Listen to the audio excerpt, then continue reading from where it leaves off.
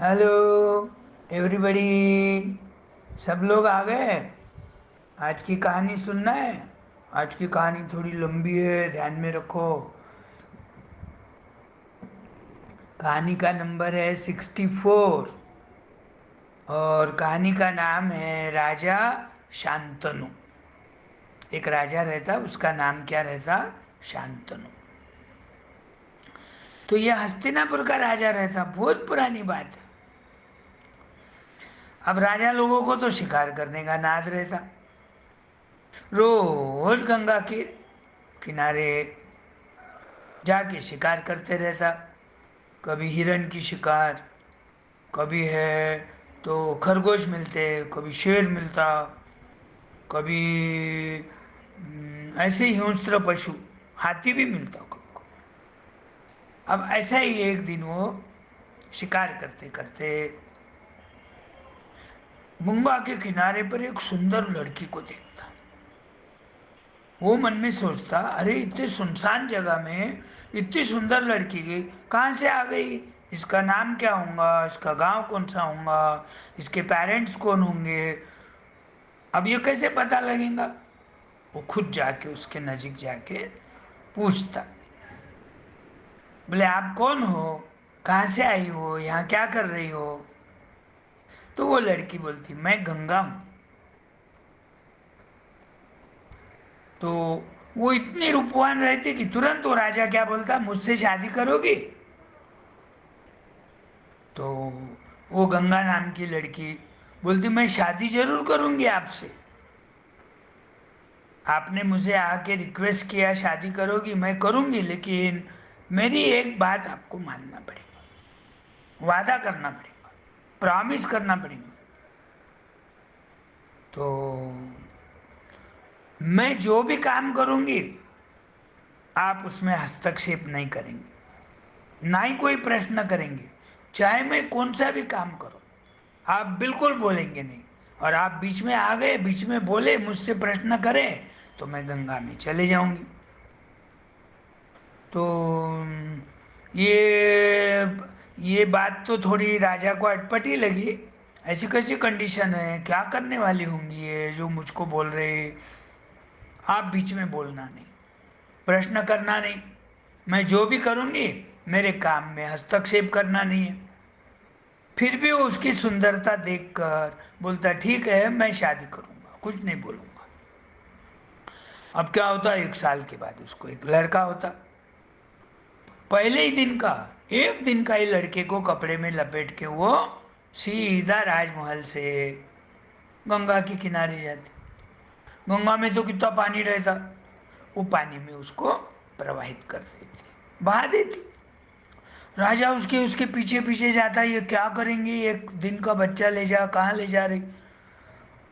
अब इसके मन में तो आता कुछ प्रश्न करना, लेकिन वो तो बंधा हुआ था प्रॉमिस में, वचन दिया था ना उसको, कुछ नहीं बोलूंगा।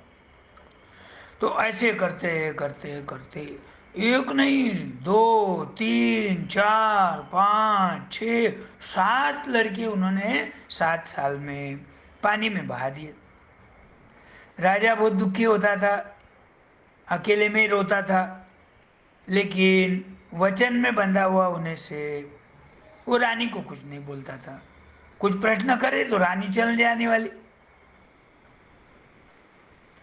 अब क्या हुआ, 8वें साल 8वां पुत्र होता। अब बोलता है, इस बार को यदि वो लेके चली गई, मैं उसके उसके पीछे जाऊंगा और उसका रास्ता रोक दूंगा, उससे बात करूंगा, उससे पूछूंगा, तो ऐसे क्या कर रही? अरे एक नहीं, दो नहीं, 8 8 पुत्र तू पानी में बहा रही, कैसी औरत है तू? 8 पुत्रों की माँ है, पुत्र होना बोलकर लोग तरसते, और तू पुत्र होते ही पानी में बहा दे रही, ये मैं बात करूंगा। अब वो सच्ची में 8वां लड़का हुआ कि वो गंगा के किनारे चली गई उसको लेकर। अब राजा तैयारी से ही था, उसके पीछे पीछे गया। किनारे को जाते ही उसके सामने आता, रुका था। रुक जा, बोले पापिनी, हर एक बच्चे को पानी में बहा रही तू, ये क्या कर रही है? ऐसे कौन से वचन में मुझे बंधा लिया तुमने? अपने ही संतान को पानी में प्रवाहित कर रही। तो गंगा बोलती, मैंने 7 पुत्रों को अभी तक पानी में इसलिए बहाया कि उनको कोई श्राप लगा था। वो श्राप से मुक्ति पाने के लिए मैंने उनको पानी में बहाया। पानी में बहाने से क्या हो गया, वो अजरामर हो गए। वो उनको मानव के रूप में वापस पृथ्वी पर आना नहीं पड़ा, उनको मोक्ष प्राप्त हो गया। अब तुम ये 8वें बच्चे के साथ साथ में 8वें बच्चे के मैं प्रवाहित कर रही, तुमने मुझे रुकाया, मुझसे बात किया, मुझसे प्रश्न किया। ये लड़का मुक्ति नहीं पाएगा, तो मैं ये लड़के को लेकर मैं खुद भी पानी में डूब जाऊं। और इतना बोलते ही रुकी भी नहीं, उसका जवाब भी नहीं सुनी, तुरंत पानी में उड़ी मार दी। राजा तो बड़ा दुखी हो गया। अरे बात करने से तो 8वां लड़का भी गया और रानी भी गई। कम से कम पहले रानी तो रहती थी, अब तो रानी भी चली गई। बहुत दुखी हो गया, रोने लग गया मन में। उसका राज्य करने में कोई दिल नहीं लगने लग गया, सुमसाम रहने लग गया। रात दिन घर में ही रहता था, राज दरबार में नहीं जाता था। तो थोड़ा थोड़ा करते दुख भूल जाता, फिर हस्तिनापुर का राज्य संभालने लग जाता। अब क्या होता, वापस शिकार करने को जाने लग गया। गंगा के किनारे एक दिन शिकार करने को गया तो देखा तो गंगा में रोज तो पानी ज्यादा रहता, आज कैसा पानी कम हो गया। मन में सोचते सोचते आगे थोड़ा निकल जाता, देखता तो एक बालक तीर चला रहा, तीर चलाने का अभ्यास कर रहा, और उसने बहुत सारे तीर मार के गंगा का प्रवाह आधे में बंद कर दिया। अरे ये तो कितने अचरज की बात है, बालक तो 10-12 साल का ही है और तीर चलाने में कितना माहिर है, गंगा की नदी को रुका दिया। तो वो लड़के के पास जाता, लड़के के पास जाके उसको बोलता, तुम कौन हो? तो वो कुछ बात नहीं करता, मैं सिर्फ अस्त्र शस्त्र का अभ्यास कर रहा हूँ, इतना ही बोलता। जब तक उसकी मम्मा, वो कौन, गंगा नदी, गंगा, गंगा नाम की लड़की, वो प्रकट हो जाती पानी में से। बोले, राजा शांतनु, ये आपका ही लड़का है।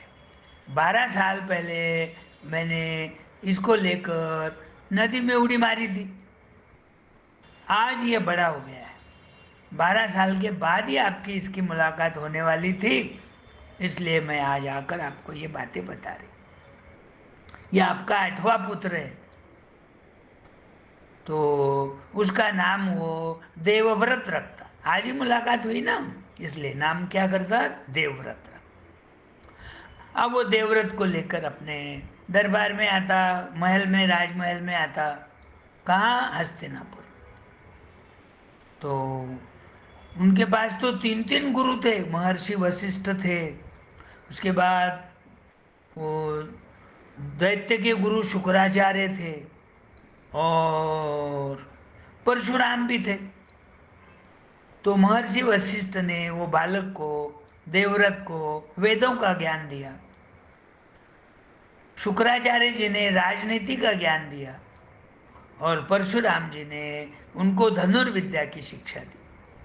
3-3 गुरु मिलने के बाद ये बालक देवव्रत इतना परफेक्ट हो गया कि सारे राज्य के राजा घबराने लग गए। कभी हस्तिनापुर का ये देवव्रत अपने पे आक्रमण करा तो अपनी हार निश्चित है। अब 12 साल के बाद ये राजा तो रोज ही जाता था, आज यमुना नदी के किनारे, यमुना नदी के पास टहल रहा था, शिकार करने के लिए धनुष बाण लेके घोड़े पे बैठ के जाता था। अब क्या हो गया, वहां पर एक प्रकार की दिव्य सुगंध का उनको अनुभव हुआ। जैसा फूलों की सुगंध रहती ना, गुलाब के फूल की अलग, पारिजातक फूल की अलग, और तुम्हारे रात रानी के फूलों की अलग, ऐसे अलग अलग सुगंध वाले, अलग अलग कलर के, अलग अलग शेप के फूल रहते। यहाँ तो एक भी प्रकार का फूल नहीं दिख रहा और सुगंध तो इतनी बढ़िया आ रही। बड़ा आश्चर्य हुआ उसको, ये सुगंध कहाँ से आ रही है पता लगाना पड़ेगा। वो लड़की के पास जाता कौन है क्या, नहीं तो और ज्यादा सुगंध आने लग गई। तो उसको कंफर्म हो गया, अरे ये सुगंध जो है ना, ये लड़की के शरीर से आ रही। उसको पूछता, देवी आप कौन हो? तो बोले, मैं एक मछुआरे की कन्या हूँ। मछुआरा है ने मछली पकड़ने वाला। मेरे पिताजी मछली पकड़ने का काम करते हैं और मैं है तो लोगों को यमुना नदी के ये किनारे से दूसरे किनारे पहुंचाने का नाव में बिठा के मैं काम करती हूँ और मेरा नाम सत्यवती है। तो वो आपका घर कहाँ है पूछता। अब मछुआरे का घर तो वहीं नजीक ही रहेगा ना, और झोपड़ी वजह घर था, कोई ज्यादा बड़ा नहीं था। एक दो रूम होंगे, लेकिन ऐसी पक्की दीवारें सीमेंट ऐसा नहीं। ऐसे ही वो जो जंगल में जो भी झाड़ के सूखे पत्ते बाम्बू लकड़ी ऐसे ही बनाया हुआ था। तो वो उसके झोपड़ी के दरवाजे के पास जाता, मैं हस्तिनापुर का राजा शांतनु बोल रहा हूँ, घर में कौन है, आपसे मिलने के लिए मैं आया हूँ। तो वो सत्यवती के पिताजी बाहर आते। अब राजा तो वो मछुआरा तो पहचानता ना राजा को। राजा नहीं पहचानता सब लोगों को, लेकिन बाकी के गांव के लोग तो मालूम है राजा को पहचानते। वो मछुआरा खुश हो जाता, दोनों हाथ जोड़ के नमस्ते करता, घर में आने के लिए बोलता, आसन बिछाता, बैठने को बोलता, जलपान करो बोलता। किधर आना हुआ क्या नहीं। अरे बोले मैं है ना यहाँ शिकार करने के लिए घूम रहा था, मुझे एक प्रकार की सुगंध आने लग गई। मैंने इधर उधर देखा कोई फूल नहीं है। वो आपकी लड़की के पास गया, उसने बताया मेरा नाम सत्यवती है, मेरे पिता मछुआरा है, मैं नाव में बिठा के लोगों को एक किनारे से दूसरे किनारे पहुंचाने का काम करती। मुझे आपकी लड़की बड़ी प्यारी लगी, मैं आपकी लड़की से विवाह करना चाहता। अब ये बात सुनते ही राजा तो खुश हो जाता, क्योंकि वो तो मछुआरा कौन, मछली पकड़ने वाला, उसकी लड़की सत्यवती। अब मछुआरे की लड़की की शादी तो मछुआरे के लड़के के साथ होना, बिरादरी में ही होती ना अपने अपने। राजा अपने लड़की का हाथ मांग रहा बोलकर वो बहुत खुश हो गया, नाचने लग गया, आनंद हो गया उसको बहुत।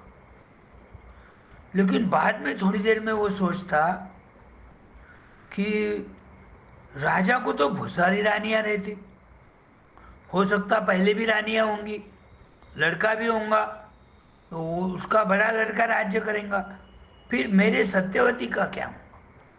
सत्यवती को लड़का हुआ, वो तो दास बन के रहेगा, उसको तो हस्तिनापुर के राज्य का कोई फायदा ही नहीं। इसलिए वो एक कंडीशन डालता। देखो बोले, राजा साहब राजा साहब, मैं मेरी सत्यवती लड़की का विवाद आपसे करूंगा, जरूर करूंगा, लेकिन मेरी एक शर्त है। तो बोले क्या शर्त है? तो बोले मेरे लड़की से जो आपको संतान प्राप्त होंगी, वही हस्तिनापुर का राजा बनेंगी, वही राज्य चलाएगा, वही सिंहासन पर बैठेगा।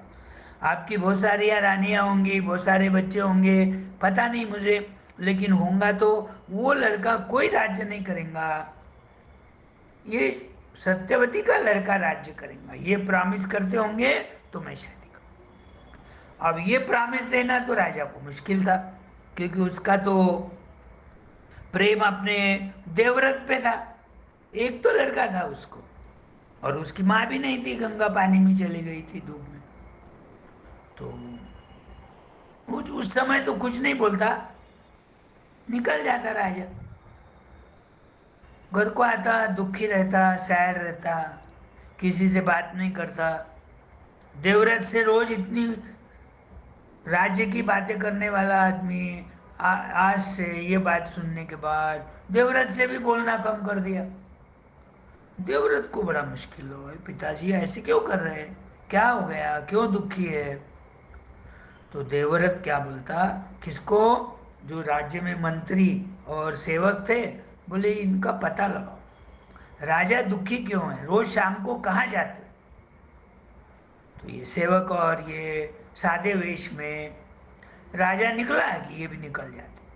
राजा को मालूम नहीं पड़ता ये अपने पीछे कौन आ रहे, छुपके छुपके छुपके सादे वेश में कपड़े बदल के जाते। राजा यमुना नदी के किनारे बैठता, वहां वो लड़की रोज आती मछुआरे की, वो तो काम ही था उसका लोगों को पहुंचाना। तो वो देखते राजा, वो सत्यवती के साथ बातें कर रहे। हाँ वो पहचान लेते, हो सकता है कि पहली औरत तो पानी में चली गई, तो हो सकता है राजा का मन ये लड़की पे बैठा होगा, ये लड़की की शादी की बात राजा ने उसके पिताजी के साथ किया होगा, उसने मना किया होगा तो दुखी हो रहे, आके देवव्रत को बोलते ऐसे ऐसी बात है। फिर वो सब मिल के जाते। राजा का बिल्कुल मन नहीं रहता राज्य करने में, घर पे ही सो के ही रहता, खाना नहीं खाता, बीमार पड़ने लग गया, वजन कम हो गया। वही वही सोच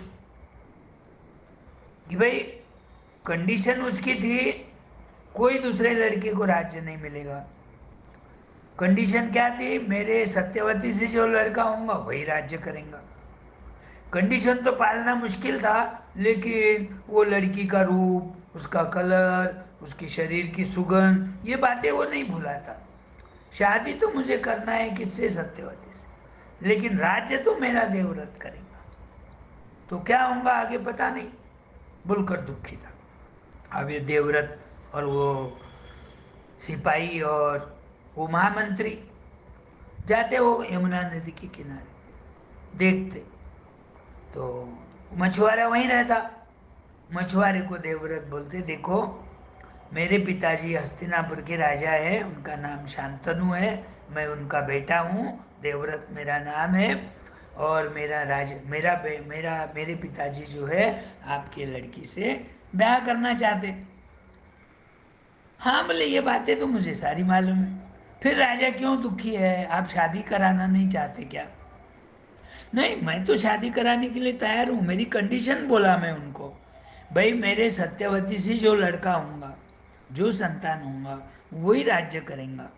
पहले लड़के कोई होंगे तो उसको राज्य नहीं मिलेगा, मेरा बेटा ही सिंहासन पर बैठेगा हस्तिनापुर के। यदि ये बात मान्य है तो मैं शादी कर दूं।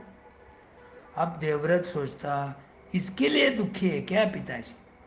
तो वो मछुआरे के सामने ही प्रतिज्ञा लेता, बोले मैं अखंड ब्रह्मचारी रहूंगा, आजन्म ब्रह्मचारी रहूंगा, मुझे सिंहासन का कोई शौक नहीं है, मैं सिंहासन की खाली रखवाली करूंगा।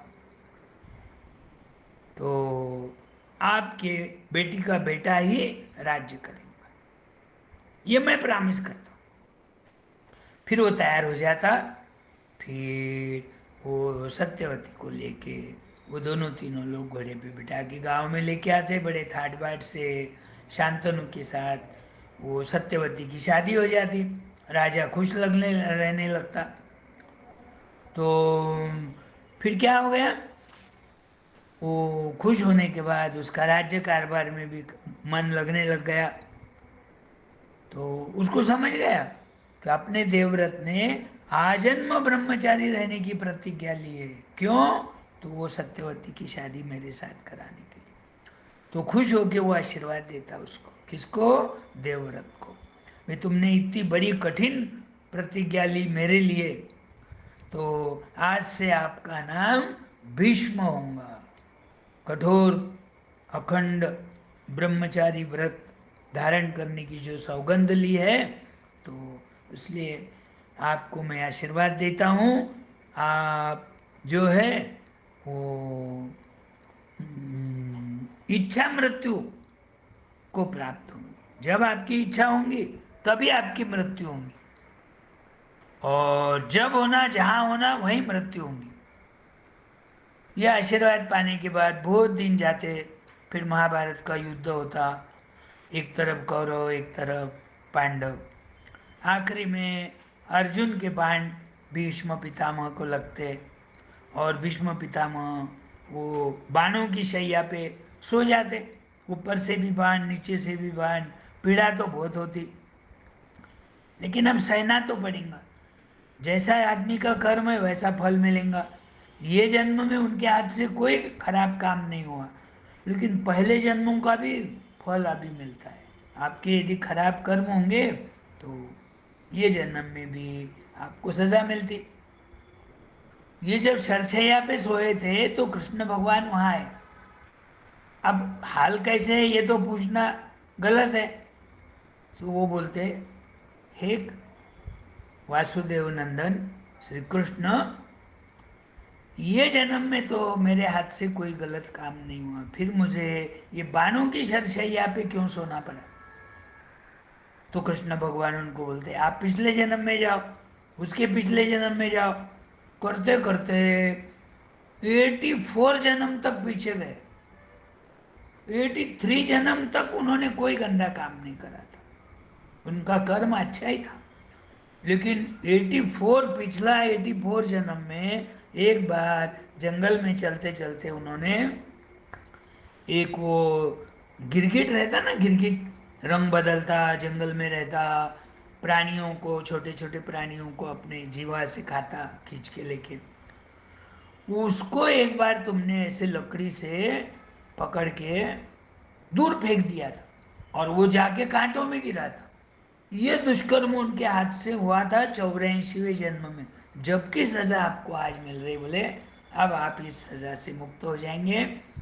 तो भीष्म पितामह की मन था कि भाई मैं उत्तरायण में मरूं, जब सूर्य उत्तर दिशा की ओर जाएगा, जब मुझे मुझे मृत्यु देवता बुला ली तो अच्छा है, क्योंकि बाद में मुझे मनुष्य होना नहीं पड़ेगा, मैं हमेशा के लिए मुक्ति पाऊंगा।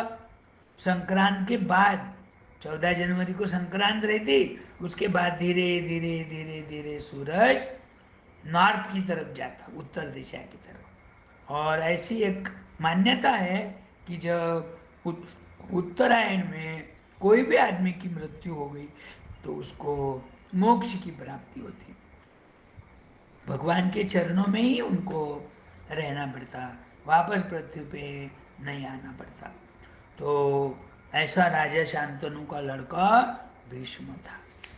शांतनु भी प्रॉमिस करने वाला था पालन, और भीष्म पितामह तो और भी ज्यादा कठोर प्रतिज्ञा लेने के बाद भी जन्म भर उन्होंने शादी नहीं की, और अपने जो सौतेली माँ है सत्यवती, उनके ही लड़के को संभाला, उनको ही बड़ा किया, उनको ही शिक्षा दिया। वो बीमार पड़ा तो दवा दिया, उनकी शादी कराया, लेकिन सिंहासन पर खुद कभी अपना हक नहीं जमाया। सिंहासन की वो जरूर फिक्र करते थे। कोई आक्रमण करा, राजा करेगा, तो ये इतने बलवान थे, उनका नाम सुनते ही कोई राजा आक्रमण नहीं करता था।